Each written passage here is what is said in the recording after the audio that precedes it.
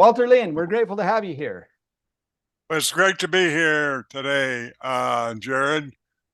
Um, Now that we're all out of breath, we're gonna jump right in. I gotta unplug my space heater here. Okay. Well, Walter, we've known each other for about as long as I've known John Haskell. that goes back Exec- a ways. Executive Link days in the early 2000s, I believe we met, and our paths have crossed at different places, different times. Let's dive right into your presentation. We look forward to hearing from you. Um, Okay. you're an The integral part in this yeah, movement. one thing I was going to share yesterday or on Monday, I guess, when we had the little bit of the warm up with the speakers, I reached out to um, Josh and Tara a minute, and it really makes something very special to me when you see teams like Josh and Tara wanting to make this difference in agriculture in our country. That really warms my heart, and I'm seeing some other husband wife teams that are wanting to do that also. Yeah. Oh, Yep. Thank you for that acknowledgement. That is, yep, it is good. It takes a team.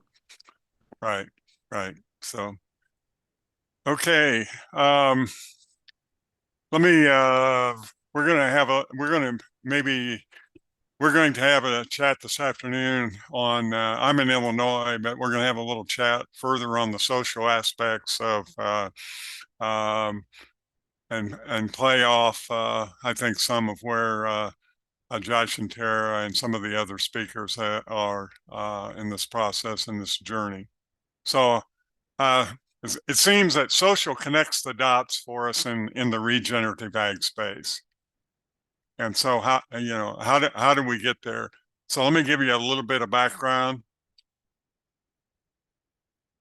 Um, I grew up about 35 miles north of Springfield here, and um, how does um, a how does a Central Illinois kid get into the regenerative ag space? Well, it came about because of the conservation project, probably in 4-H. Our family was very conservation oriented.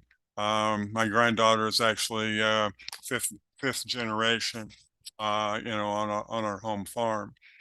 But one of the things that I think that happened, and it's a blessing to be to actually work with John Haskell and some of his clients and his team in the process. But yeah, I helped in my CPA practice. I had an agricultural niche, and I think Jared Jared knows about that, et cetera. But one of the pieces that occurred with that was one of my clients brought in Stockman grass farmer,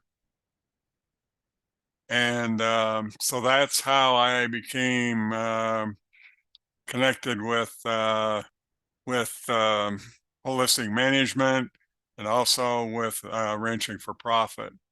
I took Ranch for Profit in 1999 in North Platte, Nebraska, and that has been something that has been very rewarding for me in my CPA practice and the connections that have occurred. But then I think maybe about the same time, I was at a meeting in Fort Mitchell, Kentucky, put a business card into a fishbowl, and they pulled my name out of a hat for a holistic management course. And so that's how I became involved with in the late 90s, also with holistic management. So, but one of the things that I wanted to share with you, you have to have mentors along the way in this journey. And one was Dan Towery, was a district conservationist that was in the county I live in now at the time, but he grew up in the county I grew up in. And so he was one of my mentors in the process. I mean, one of the things that I think occurred with, from my experience with Dan was how many CPA firms in the 2012 timeframe actually had a cover crop conference for their clients. We stepped out and did that early on. Another piece that I got to know Walt Davis, and Walt, for those that, I mean, he has died now, but for those that did not know Walt Davis, he was always he was just an amazing mentor. Written several books, you can look him up, but one thing about Walt, he coached me about the concept of biological capital. Um, and when we were working with when I had my CPA practice going, I sold it in 2014. But when we had it going, we didn't see the biological capital on a financial statement. And Walt was always kind of hammering me about that whole process. So that is something that I cherish, to this day, that he hammered me about the concept of biological capital, in the process. So there's different ways that PhD is actually defined. Some will say it's piled higher and deeper, paid high and dear, or ones that you hear, away from the educational realm. But passion helps desire, I think, is one. And so with me, for my love of soils, it came to in 2019, I became part of the Understanding Ag and Soil Health Academy team and was their first CEO and CFO for Understanding Ag. So that was an honor for me to be working with Gabe and Alan. Ray Archuleta was still there at that time, and then also David Brandt. Later on, I became the former chair from HMI. That was an honor, and the travel and people that I've got to meet goes from Argentina to Alberta, and I think about 25 different states. So, but I'm going to maybe make this, but one piece here, and then that we want to think about is I want to give a little bit of a plug for holistic management, because I think that sometimes we forget the value of the holistic management in the process, and it's a gift that Alan Savory had the vision for when he came across from Africa, and it was an honor to see Roger on here earlier in the process. So, but it's a decision-making framework, and there's tenets that embrace how the whole is to be managed, and there's three pieces to that in the process, and it's the economics. I think that's a big piece. And I'm going to shut my phone off just a second here.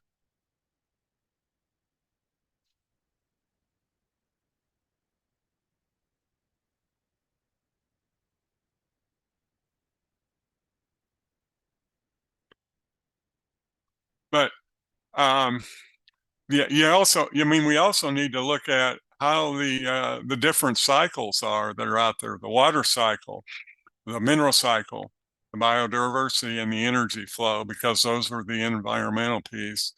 And then the piece that we want to chat with today is how does that social and people piece come together, because that's where the constituents are.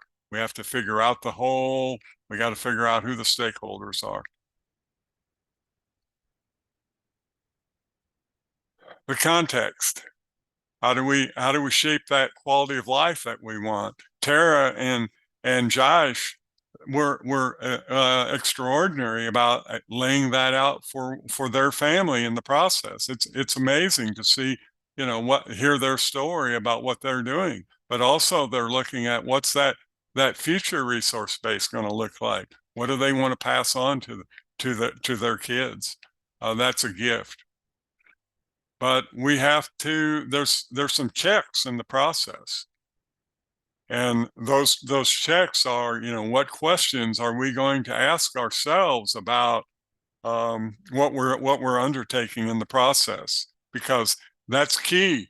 Are we being true to what we're, you know, our holistic goal and what our plans are, you know, for our family in what we do as we manage the ranch or the farm that we've been so adroitly given. There's a piece that I think, you know, there's others that, I mean, I think the whole holistic management had context in it maybe before Understanding Ag picked up on that, and Soil Health Academy. But I think that's been, I think, a valuable piece to Understanding Ag and Soil Health Academy, where they've added context to their soil health principles that they advocate for. Nicole Masters has maybe a little bit different piece with her 5M. She talks about mindset. We have to think about that. You know, do we have that ability? Because if we don't have the mindset to tackle what we have to do, sometimes we can make anything fail. And so I think the power of the mindset is huge. Another piece I think that's very interesting also is how Josh and Tara made the comment in reference to Covey in the process. And Covey is a resource that I've been involved and read extensively over the years. And I think, you know, they were talking about their children. Well, there's a piece where the children are sometimes dependent upon us as we grow in life, but it's a journey. Independence is a space that I think that we think about that whatever early teens, the children start to express independence, but there's times I think that we don't, as adults, get away from that concept of independence and move to that next piece of growth in our life of interdependence. We sometimes, I think, miss that. And why can't we be interdependent? Nature is interdependent. It's huge, and we don't totally understand, because, you know, humans can move to that space if they will actually catch that vision of what's around them. So interdependence is something that I really think is very important if we're going to have the social component of this work well. Now, here's something I want to share with you. This is something that I believe I'm going to call it the social equations. And the social equations are, one is how do we get our hands and our head around how to manage the whole? And I made a big S here. And let's I just want to check something here in just a second. When we look at all that are on here today, I think that if we have, I'm just picking, if um, we have the participants that are on here, and I'll just pick just Jared and I, and we're having a conversation, okay? And so let's just say that is the S component and the power of the social piece. If it's just Jared and I, is it S squared or what is it? That's the question. And it's back to the good questions that Tara and Josh were talking about. And where I've come to understand and think that's important, and what we miss is that Jared has his network of individuals that he's been touched by. I have my network, and so I'm in the camp. I'm saying that S is huge, and it's S to the infinity when we actually look at the power of what the potential is here. And this is I want to add something here to this. One, and that's from two people. Greg Simons, I have a lot of respect for. He was the manager for one of the ranches that the Mormon Church has in Woodruff, Utah. And he and I, in July, I believe, of 22, were having a discussion about the social part. And some of you may know Greg, of course, but he's a big thinker. I think we can agree on that. And so this infinity piece is something that Greg and I came to, I guess, a meeting of the minds about in the process. And I think it speaks to, the power of that, because as Jim Shelton, one of the other board members on the HMI board, made a comment, is that the EC is the econ and the EN is the environmental. Do they matter if the social piece is not right? That's the piece that we're trying to get to. So I just want to emphasize that power of the social. I call it the social equation. And then another equation I want to throw out there is sometimes we can't get past our paradigms, we can't get past our cognitive dissonance, and so we have to think about can we overcome the instincts, the emotions, and the perceptions that we have out there. And of course, we have the media exacerbating that whole piece, that, the way our society is. But I think that when everything works there, we make life decisions that are on that equation. And so how do we change that media and think about how we can maybe apply the social piece to get better soils with our soil health, soil function, soil care? But I think what we find is that there are bullies out there that we don't think about sometimes. The producer is the on-the-ground steward, and the decisions are they impact the self, our community, and those that are downstream. This is something that really, really resonates with me. And it's from Genesis 1, verses 28. And it's the idea of dominion. In dominion, I'm just going to share this. We have heard historically we are to have dominion over the fish of the sea and over the birds of the heavens and every living thing that moves on earth. So when we think about how we manage a land resource, how many times this dominion come into play. When we're not being mindful and respect Mother Nature in the process, we want to dominate. And so, I mean, it just seems it gets easier when you hear Gabe make the comment about, I mean, Gabe has a health challenge right now.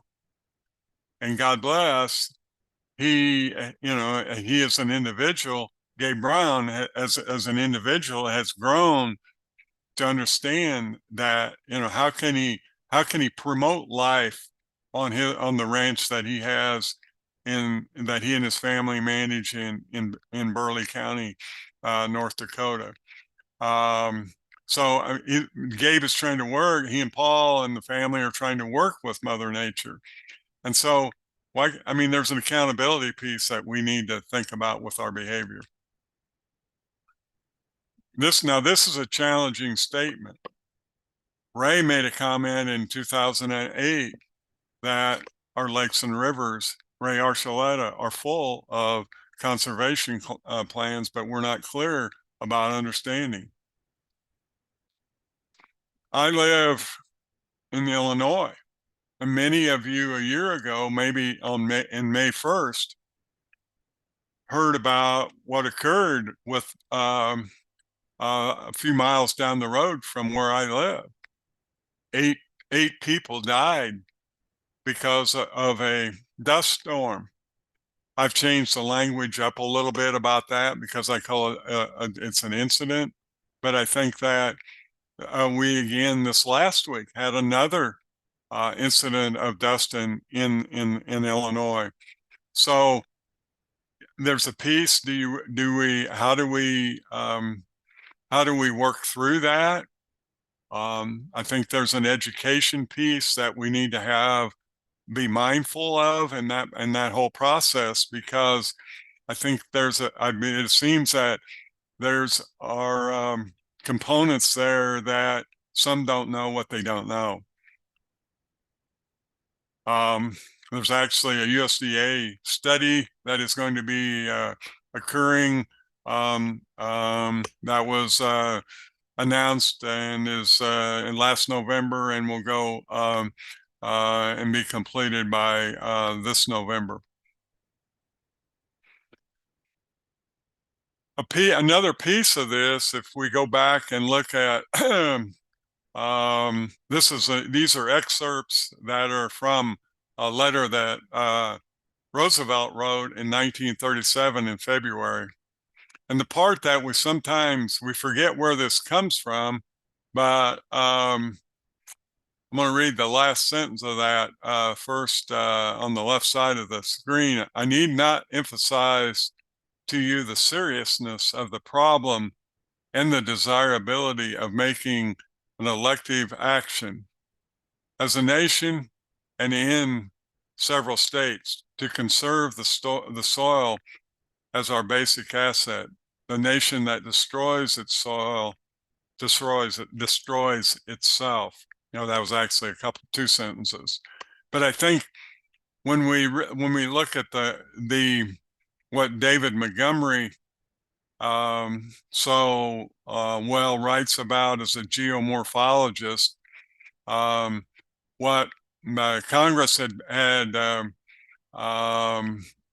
been they set in motion, and this is a letter back to the states to kick the soil and water districts in motion. And I think that we need to think about that's a grassroots effort, and the power that is in that whole process. And we need to respect that, because that's how we're going to, if we can do the engagement to enable the farmers, and then we will get the appropriate action. Many of you may have seen this before. I call it the producer's brain. Gabe will make the statement that that's where the greatest compaction is. I'm going to say I cleaned it up a little bit and say it's maybe the greatest bulk density if you're actually looking at it from a soils perspective. So, but anyway, that's something I think we need to think about, because the mind is such a we have to break through, back to my social equation there. The cognitive has to be, we have to think about how we're going to break through those paradigms. Let's talk about social constraints. In 2019, Rick Clark came to a meeting that we helped put together in a county east of here, and that particular morning, before we started, we chatted about what were some of the pieces that were constraints to the adoption of soil health. Peer pressure, it comes in different forms in the process. And I know this may seem a little bit, say, Corn Belt focused, et cetera, but I think it applies. I'm going to say more, more also. It also applies, I think, west of the 100th meridian, also in the process. So I think these are universal, some in the process, but there's certain peer pressure, and how do we work through that? We talked about the dominion mindset. That's huge. What about age? Josh was talking about when the reins were passed from his parents to he and Tara. God bless that the family had the vision to actually go forth and to I mean, it's a gift that Josh and Tara came back to the ranch, because sometimes we see that those that when they get within, say, 10 years of I'm going to say calling an auctioneer, do they really want to make a change when they do not have a transition plan? So God bless the Dukart family for actually having a transition plan. You get into there's many different, I mean, depending on the type of lease, farm bill comes into play. We get to thinking in silos. I think that's something we see.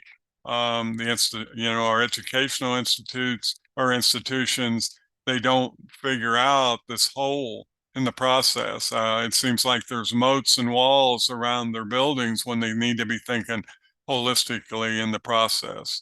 And I also make the comment about the foxes in the chicken house, which is the grant money sometimes that comes to the educational institutions, where they're not thinking holistically in the process.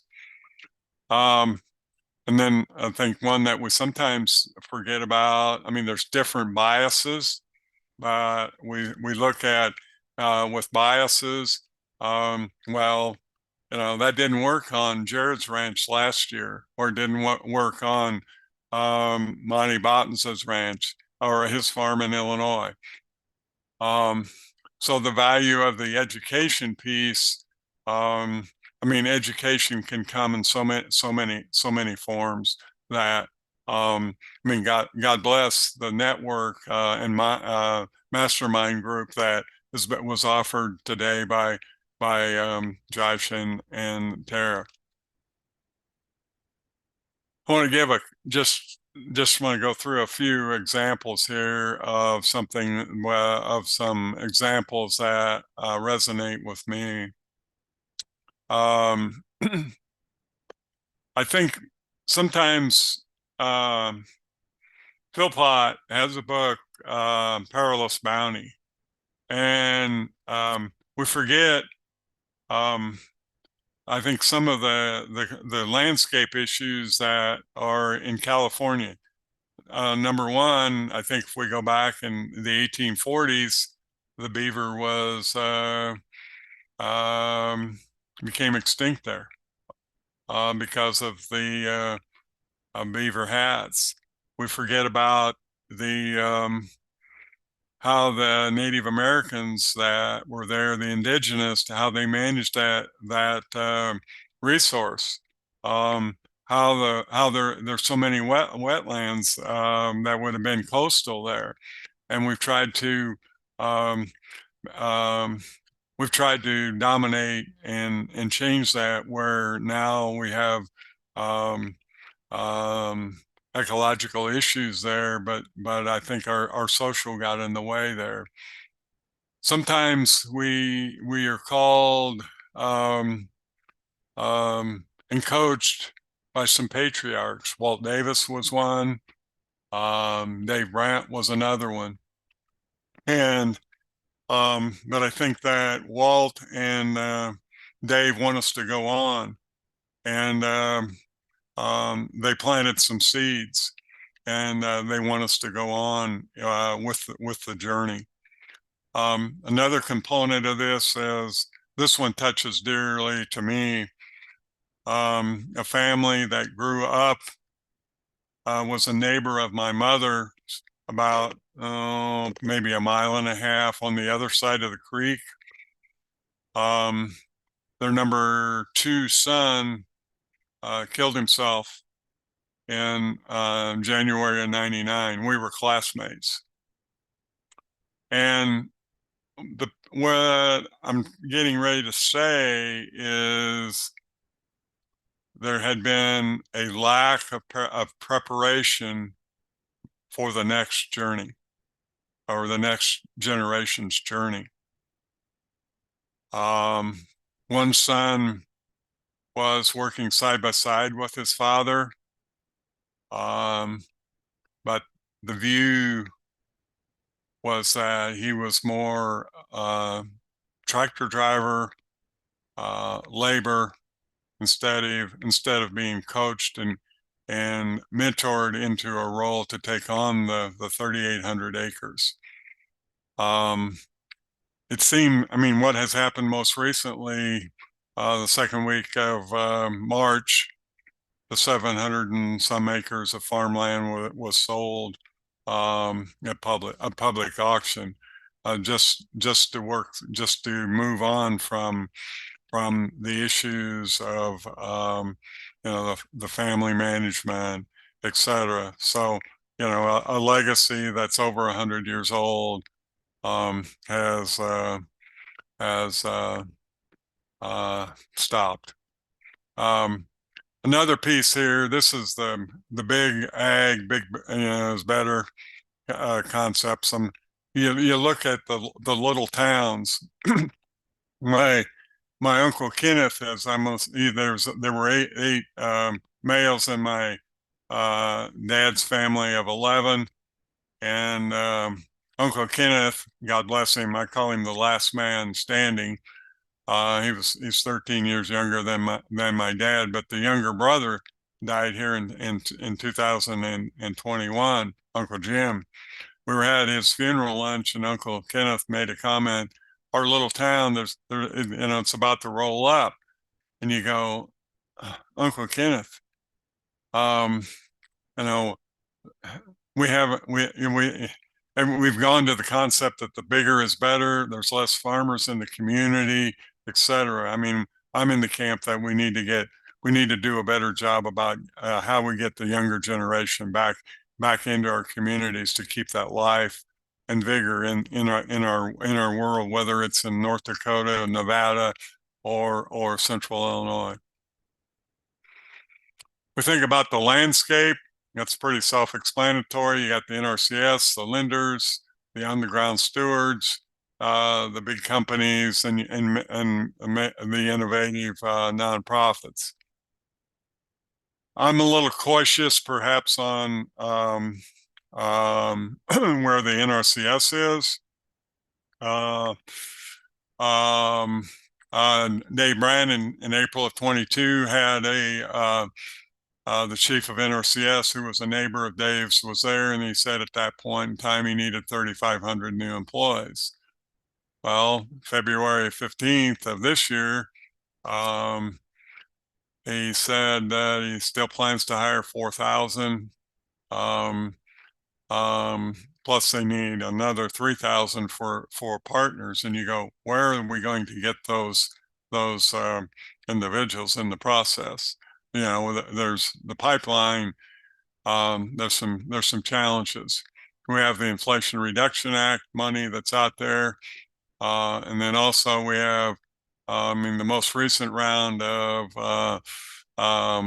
projects to address climate type issues and water and other critical issues. There was 81 of them, and there's over $1 billion for that was in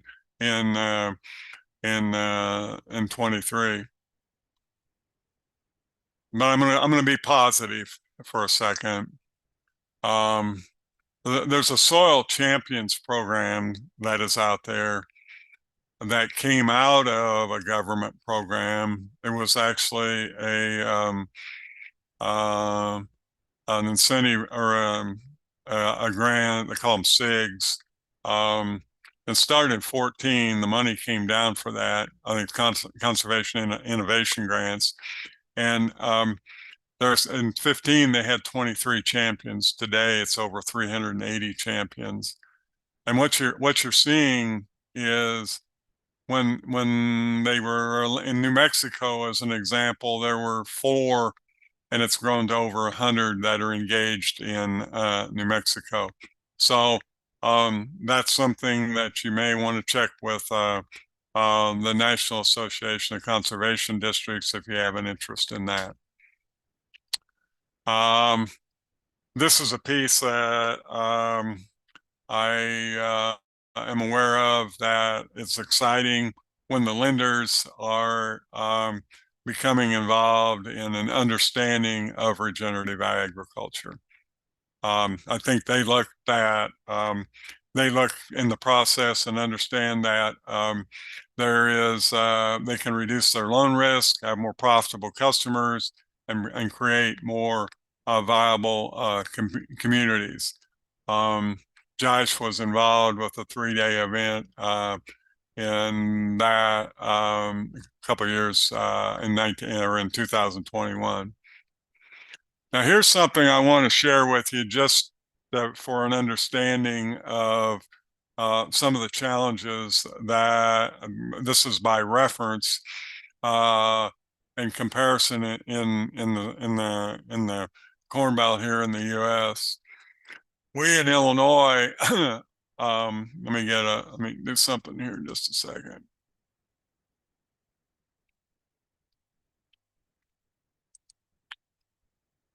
As you can see, when you look at this is the percentage of acres that are in cover crops between, I got 22, 2017, and then there's an increase. But you can see that Wisconsin in the 5 states that I have presented are they're way ahead of any of the other states, even Indiana.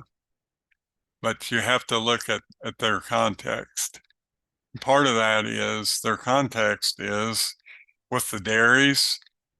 They have a different window of within which to get cover crops, because I'm looking at cover crops as in the Midwest as an example, as a proxy for an understanding of soil health in the process. But the I-State, Indiana is the lead. I'm working on a special project that's in Southwest Wisconsin. That's why I put these four states together. But Illinois is a laggard in the process, and so we have a lot of challenges here. And it's interesting to figure out why that has occurred and why Indiana is probably the leader of the three I states. But Wisconsin, I want to go and touch on a social part of what they have going. They have 72 counties, and they have 18 of those are I'm going to call forested counties or Northwoods counties. And so that leaves 54, but they have 47 county-led groups that are centered on soil health and water in the state of Wisconsin. So they have some context, seasonality to actually get covers on. Plus, they have an amazing network, and that's the point I want to make in this process: is the network that they have to actually implement. So there's power. There's power. It's the piece about the power of the networks that you can be a part of. Here's another piece that's interesting. This is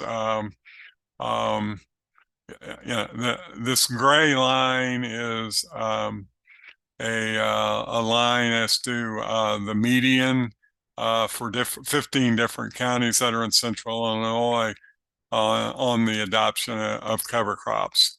I'm just showing this as an example of practices, soil health, of why are certain counties better at it than others. This particular county, Morgan County, Illinois, has been the leader in the 2017 and 2022, and they have an amazing culture. It's not a big county. There's counties that are larger, but they have an amazing culture there, and it's the leadership that they have in that county that is actually helping to make this work.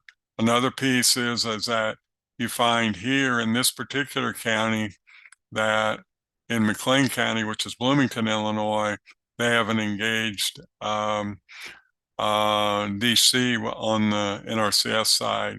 And then you get over here where I live in this county right here, and we're under 2% for these three counties.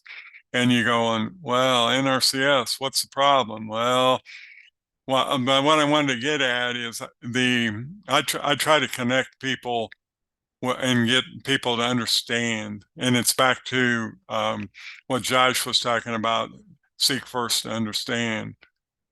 We just most recently got a new district conservationist in 22 here. And God bless Andrew, who's the DC here. He actually shared this graph with his team, and he did not use it as a hammer in the process, but he made sure that he communicated, and it's back to he communicated that they could do better in the process. Another one that God bless Andrew's actions. He actually attended a soil health academy in August of 2000 or August 23, and I think that's some power for his commitment. So hopefully, when the next census comes out, these numbers will look different, and we will hopefully be above the median. One thing I want to go back here just a second on is if you go back to this one on Wisconsin,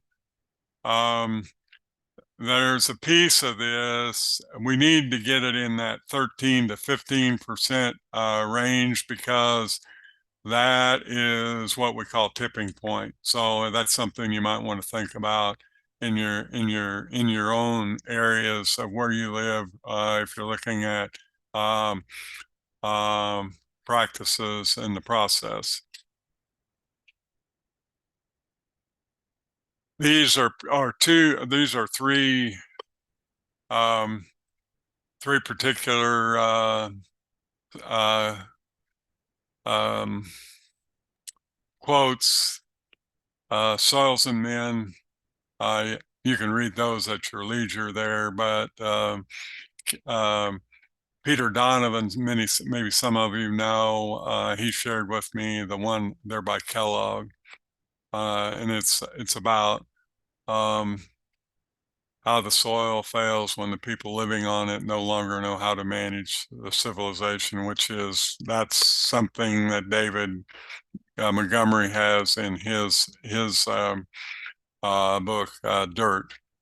Another one that I wanted to share with you, Sand County Almanac, is a um, it's a classic. In the process, this is the 75th anniversary of that. The land ethic that is in that book is a very special um, piece of the book that relates to a lot of people that are in the conservation world. It's very foundational in different forestry programs or conservation programs in the academic space. You got Takeaway. about 8 minutes there, Walter. You're doing great. Yeah, I'm just about to the end. Okay. Thank you, Jared. Takeaways. I think we need to remember that those two social equations, and this one is a know thyself. And John Haskell and I talk about this regularly. I mean, um, God bless Bud Williams. I mean, I think we all attain to be him, but sometimes doing a turnover per week of a load of cattle, maybe that doesn't fit your context. So you have to know thyself and know thy abilities. Another piece that I want to share with you is I think that after regenerative is the concept of resilience. And we have to communicate that and in I mean this is not a kinky comment, following Josh and Tara, but I think sometimes males do not do a good job of communicating the resilience that maybe they have in the monitoring of their um, farm or ranch. Maybe it's carrying capacity, maybe it's soil organic matter, water infiltration, but I think that that's something I'm going to say Pillow Talk can maybe help to move that along.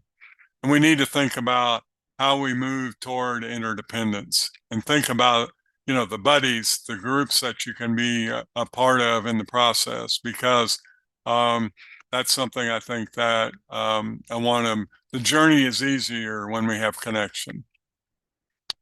Now, my why, this girl is my granddaughter, Eloise, and she is a pretty special young lady.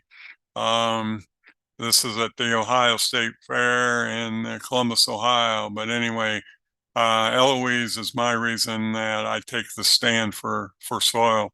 There's a great mentor, Clint Josie. Clint's 96 years old in Dallas, and God bless his view of the world. Plant a tree and never expect to sit under the shade. So what's occurred with me is I sold my CPA practice in 14, so it's given me a freedom to work on a passion. The 4-H projects that I had, I've perhaps made a full circle in life. There's a piece of I'm working on a group in Southwest Wisconsin. It's called Fields of Cincinnati, and it's a farmer-to-farmer learning center that Dave Brandt was instrumental in having a vision for that. And I think when we look at this whole piece of what is out there, when we have nutrient density, we have better human health. So if you get a chance, you might want to think about, let me see if I can get this open. Oh, yeah.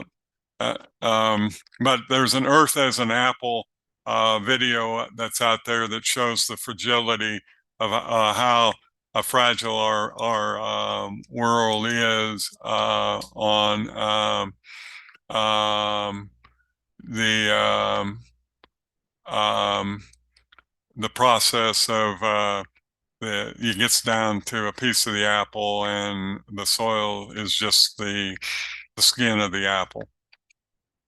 That's all I have today, Jared. Well, very good. Very, very good. Thank you so much. I appreciate what you've shared here today. And probably have time for a quick question. If somebody wants to type that in the chat, we'll field that. Or you can unmute and ask that question. But I appreciate your perspective, Walter. As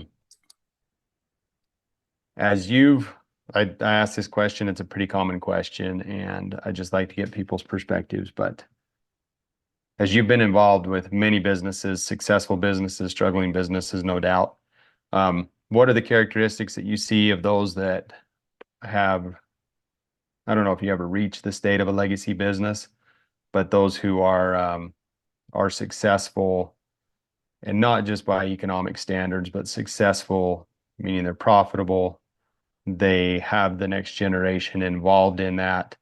They're not working themselves to death. They have balance in all aspects of life. Are there a couple things that you've seen from your travel and experience, Walter? Yeah, I mean, it's very interesting that you asked that question. That's a good question. One that I'm going to give you an example that's probably been I mean, what the example of the one where I shared where they had the suicide, that's not one that I didn't, they weren't one of my clients or anything like that, but that's one that I've seen that was not done the best.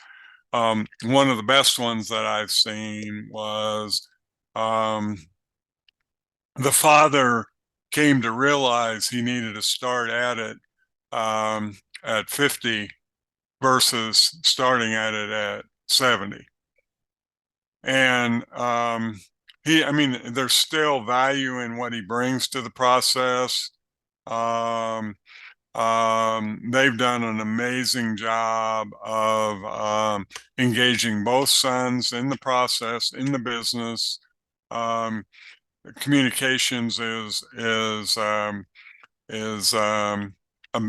huge part of that whole process. So I think the piece that we don't probably do well, we don't begin with the end in mind soon enough. If that makes sense. Yeah. Yep, for sure. Yeah. Sure. Yeah. Good.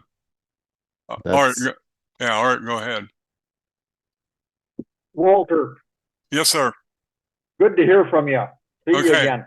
Yeah. Tell me, with all your years working with Wally as a CPA, figuring out sell-by marketing, what was the hardest thing that you had to get your head around with all the trades of cattle and the way we think about cattle in and out now?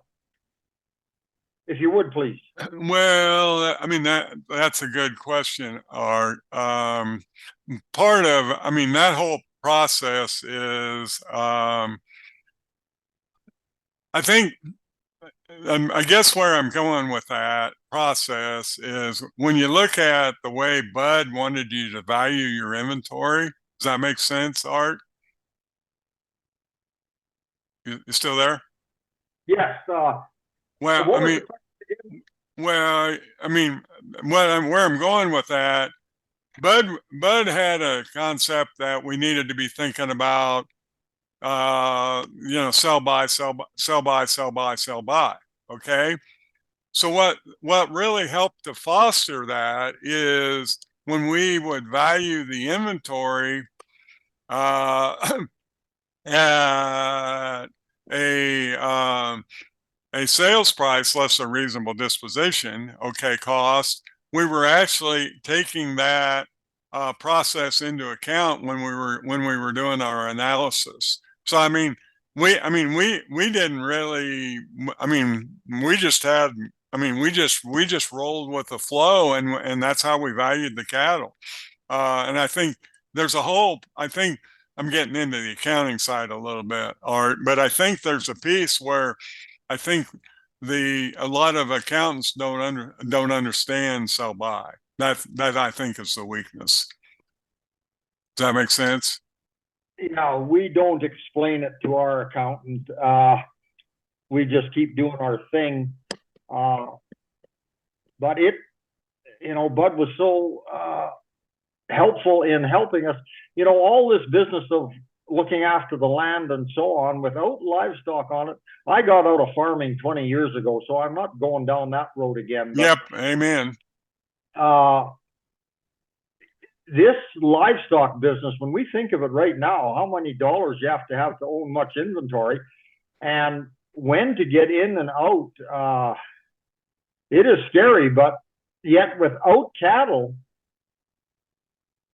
it's hard to be regenerative. Right. And so to me, it's a vital thing to learn livestock marketing and to try and use that to your advantage. And of course, when prices are high, the value of your inventory is way up, but we don't care about that. It's all that business of cash flow and covering your costs that are really necessary. So right. It's a hard thing to stay in the livestock business right now without really, really understanding what's overvalued and what's undervalued. Right. Yeah. Well, I mean, I was in a conversation yesterday, Art, with a lady that she they had some invasives in a place here in Illinois, and my piece was, where would some goats or some sheep fit into that? So anyway, how are we doing time wise, Jared? Yep, I think that about wraps this up, but thank you. Good questions, Art. Appreciate you being here with us, Art. And Walter, I mean, if we could just give you a virtual round of applause, air clap, and thank you so much for being with us. We appreciate that. Appreciate your perspective. Yep, no problem. So I'm glad. I hope I added something to your event, Jared. Absolutely. Yeah. So, okay. Yeah, very good. Well, thank you. And again, put in your takeaways, put in your epiphanies, your key action steps that you're going to take as a result of listening to Walter here today. He's been a wealth of knowledge and just been able to associate with the greats, who some of them, like Wally said, when I talked to him about speaking on the summit, he had a conflict. He said, a lot of the names in my phone book, those people are dead. They're in his phone. And so we've got to glean the knowledge while we can. What a blessing that I was able to rub shoulders with some of the greats that you've mentioned, like Walt Davis and Bud Williams. And so, well, I know just one closing comment there, Jared, with the exposure that I have had with, Gabe, Wally, Bud, etc. I take the position that one of the guys in my old office, my old CPA office, his number 2 son is president of Illinois FFA, and I'm in the camp. If I'm not sharing what I know with that young man, I'm remiss. So anyway, that's my mindset. Yeah, well, that's great. Yep, that is good. That's what it's going to take, is mentoring this younger generation, and I'm probably a little bit in the middle of that. And so hopefully I can help facilitate some of that mentoring from those who have gone before, learning those lessons, and that next generation that's coming up.